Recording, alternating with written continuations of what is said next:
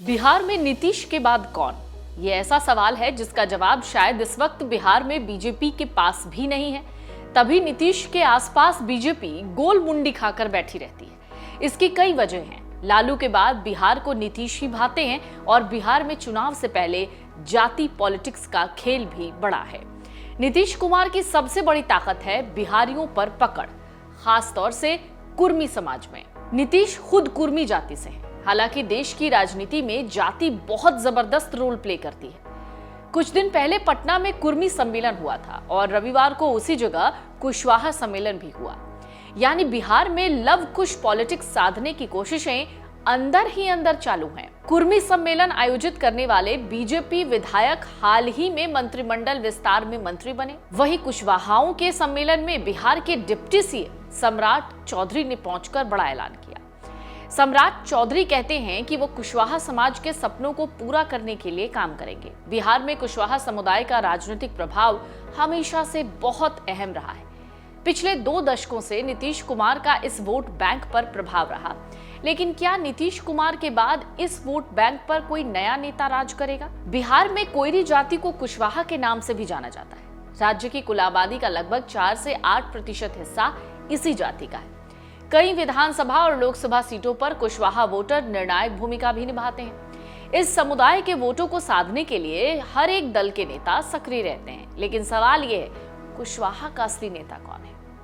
वर्तमान में सम्राट चौधरी, उपेंद्र कुशवाहा और नीतीश कुमार जैसे नेता इस समुदाय पर अपना दावा ठोकते दिखते हैं। इनमें से सम्राट चौधरी को चुनौती देने वाले नेताओं में उपेंद्र कुशवाहा और कुछ हद तक नीतीश कुमार शामिल हैं। लेकिन इस विधानसभा चुनाव में तीनों एक ही गठबंधन यानी एनडीए में शामिल हैं। बिहार के उप मुख्यमंत्री सम्राट चौधरी कुशवाहा समुदाय से आते हैं। उनकी नियुक्ति को बीजेपी की ओर से कुशवाहा वोट बैंक को मजबूत करने की रणनीति के तौर पर देखा जा रहा है। सम्राट की राजनीतिक पृष्ठभूमि प्रभावशाली है। उनके पिता शकुनी चौधरी भी कुशवाहा समाज के बड़े नेता रहे हैं। सम्राट का आक्रामक अंदाज और संगठनात्मक कौशल उनको एक मजबूत दावेदार बनाता है। 2024 के लोकसभा चुनाव में बीजेपी ने उन्हीं को आगे रखा, कुशवाहा वोटों को अपने पक्ष में करने की कोशिश की। हालांकि परिणाम पूरी तरह उम्मीद के परे रहे। फिर भी उनकी स्थिति बहुत मजबूत है क्योंकि बीजेपी का केंद्रीय नेतृत्व उन पर भरोसा जताता रहता है। अब दूसरी ओर बात करते हैं उपेंद्र कुशवाहा की। उपेंद्र कुशवाहा भी कुशवाहा समुदाय के बड़े नेता हैं। उनकी पार्टी राष्ट्रीय लोक समता पार्टी एनडीए का हिस्सा है।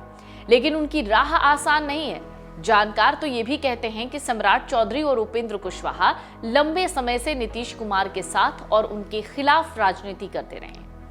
उपेंद्र कुशवाहा ने साल 2013 में जेडीयू से अलग होकर अपनी पार्टी बनाई, फिर बीजेपी के साथ गठबंधन किया। कुशवाहा समाज में उनकी बहुत ज्यादा स्वीकार्यता रही है, यानी कुशवाहा समाज उनको बहुत एक्सेप्ट करता है, लेकिन पूरे बिहार में वो असरदार नहीं लगते। सम्राट चौधरी के मुकाबले उपेंद्र कुशवाहा की चुनौती इसलिए मजबूत है क्योंकि वो कुशवाहा समाज के लिए एक ऑप्शनल चेहरा पेश करते हैं। लेकिन उनकी संगठनात्मक ताकत और बीजेपी के समर्थन में कमी उन्हें पीछे रख देती है। नीतीश कुमार कुशवाहा समाज के तीसरे दावेदार हैं, जो कुशवाहा कुर्मी यानी लव कुश समीकरण के आधार पर लंबे समय से बिहार की सत्ता पर काबिज हैं। नीतीश कुमार खुद कुर्मी हैं, लेकिन कुशवाहा वोटों पर उनकी पकड़ ऐतिहासिक है। जेडीयू का सामाजिक आधार कुशवाहा समुदाय को अपने साथ जोड़ता है। नीतीश कुमार की विकास केंद्रित छवि इसको मजबूत करती है। हालांकि सम्राट और उपेंद्र के उभरने से नीतीश की ये पकड़ थोड़ी बहुत कमजोर पड़ी है, खासकर तब जब बीजेपी ने सम्राट को आगे किया है। तेजस्वी यादव और प्रशांत किशोर, ये 2 नेता इस वक्त बिहार की राजनीति में बहुत ज्यादा दिख रहे हैं। दोनों ही नेता खुद को वर्तमान सरकार यानी सीएम नीतीश के विकल्प के तौर पर प्रस्तुत करते हैं। तेजस्वी यादव सीएम नीतीश की महागठबंधन सरकार के समय हुए कामों को अपनी उपलब्धि के रूप में जनता के बीच दिखा रहे हैं।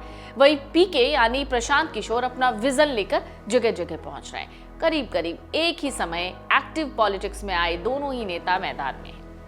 पीके यानी प्रशांत किशोर जहां जन सुराज की सियासी जमीन तैयार करने के लिए पिछले करीब 2 साल से पदयात्रा पर हैं, वहीं तेजस्वी यादव भी अब संवाद यात्रा और सभी 243 विधानसभा क्षेत्रों में राजनीतिक कार्यक्रमों के जरिए माहौल को अपने पक्ष में करने की रणनीति पर काम कर रहे हैं। नीतीश कुमार की इमेज एक ऐसे नेता की रही है जिसे जमीन पर जनता क्या चाहती है ये पता होता है।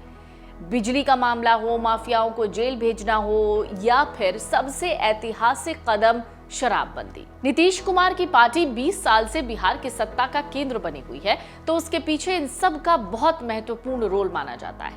अब तेजस्वी और पीके के बीच खुद को जननेता साबित करने की एक लड़ाई है। पीके पदयात्रा के दौरान जहां आम जनता के दर्द की, उसकी समस्याओं की बात करते हैं, वहीं तेजस्वी यादव भी अपने खान पान, रहन सहन, बोलचाल, कभी कभी लालू यादव की बातों का जिक्र करके ये संदेश देने की कोशिश करते हैं और कोई भी मौका नहीं चूकते। ये भी बताते हैं कि वो अक्सर लोगों के बीच में ही मौजूद हैं। ऐसे में सम्राट चौधरी को सबसे बड़ी चुनौती उपेंद्र कुशवाहा से है, क्योंकि दोनों एक ही समुदाय से हैं और बीजेपी एनडीए के भीतर एक कंपटीशन भी है। उपेंद्र जहां अनुभवी हैं, पुरानी स्वीकार्यता के दम पर टक्कर देते हैं, वहीं सम्राट युवा जोश और बीजेपी के संसाधनों के साथ आगे हैं। हालांकि बदलते राजनीतिक परिवेश में नीतीश की चुनौती बहुत अप्रत्यक्ष रूप से दिखती है, जो गठबंधन की मजबूरी पर टिकी हुई है। फिलहाल बिहार में जो सालों से दिखता है, उसमें सम्राट की स्थिति थोड़ी मजबूत नजर आती है, लेकिन 2025 के विधानसभा चुनाव में इस बार जोर आजमाइश का असली नतीजा भी पता चलेगा। बिहार में सरकार एनडीए की है, लेकिन चर्चा का केंद्र तो दो विपक्षी नेता बने हुए हैं, पीके और तेजस्वी।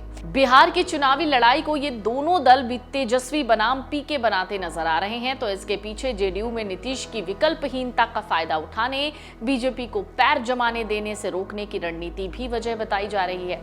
एक और सबसे बड़ी बात वो ये कि अखिल भारतीय कुशवाहा महासभा के अधिवेशन में कुशवाहा, काछी, शाक्य, सेनी, मौर्य, दांगी, माली, मुरई, वर्मा, बनफर, मरार, अग्निकुला क्षत्रिय, बाणीकुला क्षत्रिय, कुशवाहा, पटेल, कड़ुआ पटेल और कलिता समाज के प्रतिनिधि भी मौजूद थे। इस सम्मेलन में सिर्फ सम्राट चौधरी के आने के मायने निकाले जा रहे हैं। क्या सम्राट चौधरी को कुशवाहा समाज सर्वमान्य नेता के तौर पर स्थापित करना चाहता है? अगर आप ये वीडियो YouTube पर देख रहे हैं तो हमारे चैनल को सब्सक्राइब कर बेल आइकन दबाएं और Facebook पर देख रहे हैं तो हमारे पेज को लाइक करें। 8 मिलियन प्लस सब्सक्राइबर, आपके इस भरोसे के लिए बहुत धन्यवाद।